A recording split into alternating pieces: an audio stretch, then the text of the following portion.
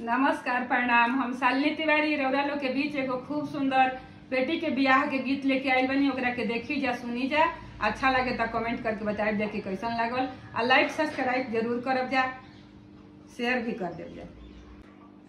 अरे माड़वा के बांस धइले रोवेले कवन पाप नैना झरा झरी लोरे। आरे माड़वा के बांस धइले रोवेले आपन पाप नैना झरा झरी लोर।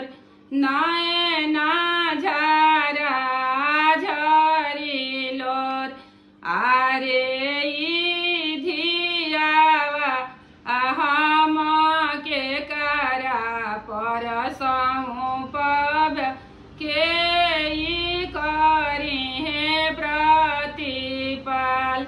आरे ई धियावा हम के करा परसहु पब के ई करी है प्रतिपाल। के ई करी है प्रतिपाल।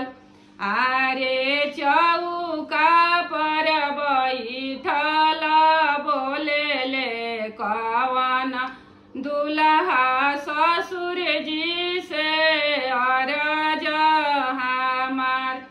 आरे चौका पर बैठल बोलेले कवन दुल्हा ससुर जी से अरज हमार।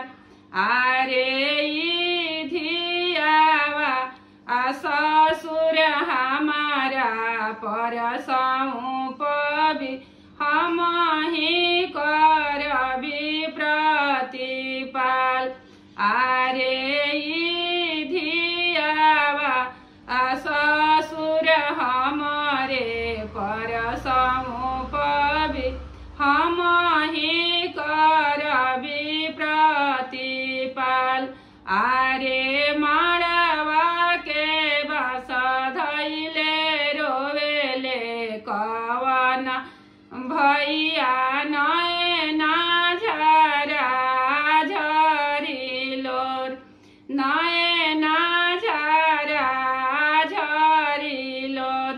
आरे ई बहिनी हम के करा परसहु पब के ई करी है प्रतिपाल।